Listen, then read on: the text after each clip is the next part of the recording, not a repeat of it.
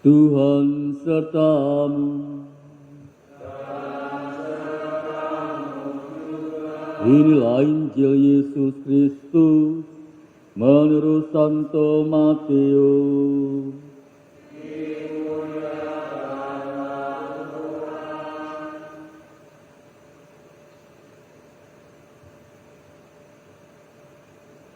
Setelah orang-orang Majus yang mengunjungi bayi Yesus di Betlehem itu pulang, nampaklah malaikat Tuhan kepada Yusuf dalam mimpi.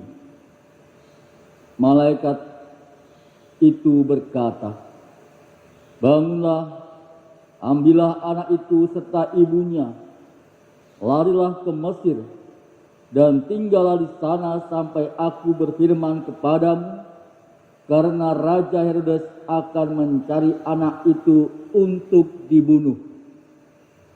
Maka Yusuf pun bangunlah.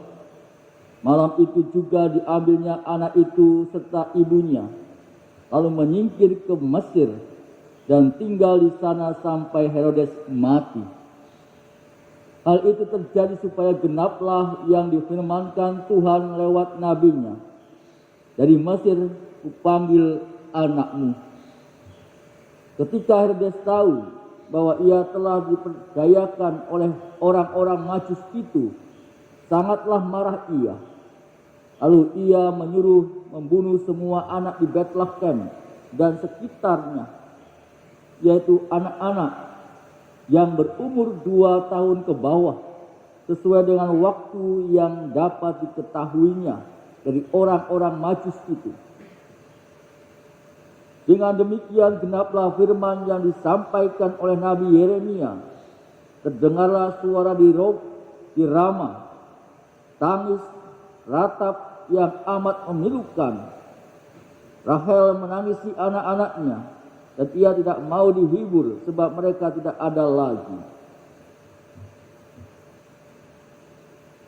Demikianlah Injil Tuhan.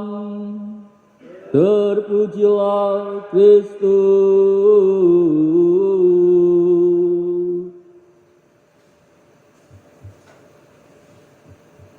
Para suster, Bapak, Ibu, dan saudara-saudariku yang terkasih, hari ini gereja memperingati anak-anak Yerusalem yang dibunuh karena perintah Raja Herodes yang gagal berjumpa dengan bayi Yesus di kandang Betlehem.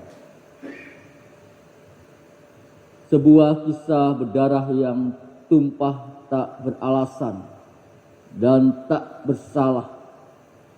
Inilah representasi dari matinya nurani manusia, berkuasa seperti Raja Herodes pada masanya.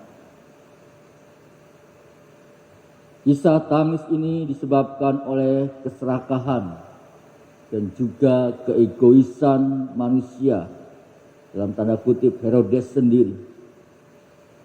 Keserakahan dan keegoisan dari ternyata bisa menutup mata hati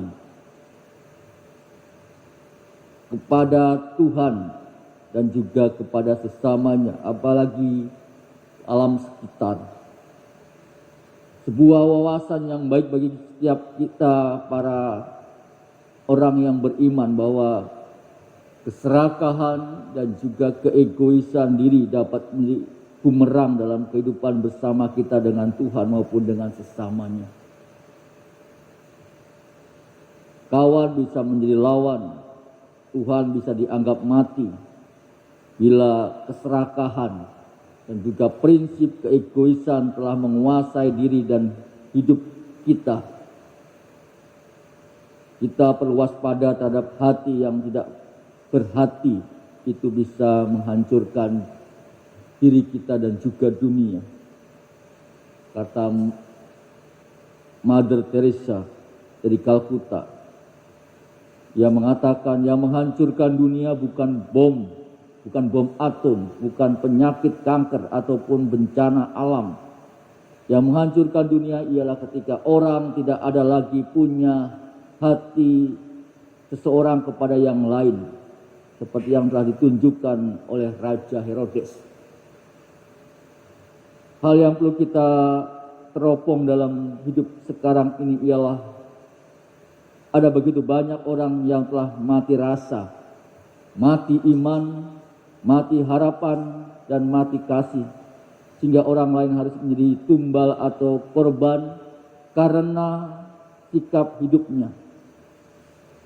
Sebagai pengikut Kristus, kita tentunya belajar dari Yesus yang menjadi korban konspirasi meski tidak bersalah. Dan inilah yang telah Yesus gambarkan dan juga dilaksanakan dalam salibnya. Ketika kita menjadi korban keserakahan dan juga keegoisan dari pihak manapun, itulah tentunya salib yang harus kita pikul. Namun insaflah bahwa di ujung salib ada cerita indah yang sudah sedia menanti untuk dipublikasikan atau dikisahkan. Tidak ada derita yang tidak bertepi, tidak ada salib yang tidak berakhir. Salib akan berakhir di Golgota. Setelah jalan salib ke Golgota ada jalan kemuliaan, ada jalan kebangkitan menuju sisi kanan Bapa dalam kerajaan surgawi. Itulah salib yang dialami Yesus.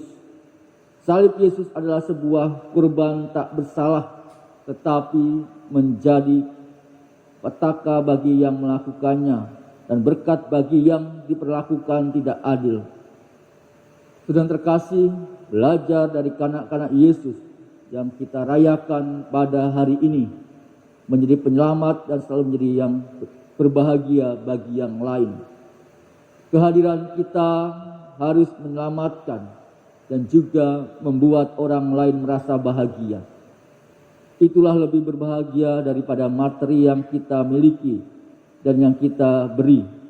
Tuhan memberi dirinya dan nyawanya untuk keselamatan dan juga kebahagiaan kita, dan bukan materi, bukan kuasa, bukan kenikmatan.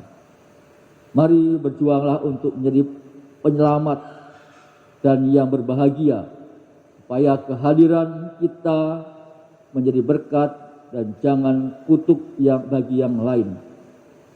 Tuhan tentunya selalu menyertai dan juga melimpahkan berkat-Nya bagi mereka yang selalu mau menjadi berkat dan membagikan berkat-Nya kepada yang lain dalam kehidupan kita sehari-hari. Kemuliaan kepada Bapa dan Putra dan Roh Kudus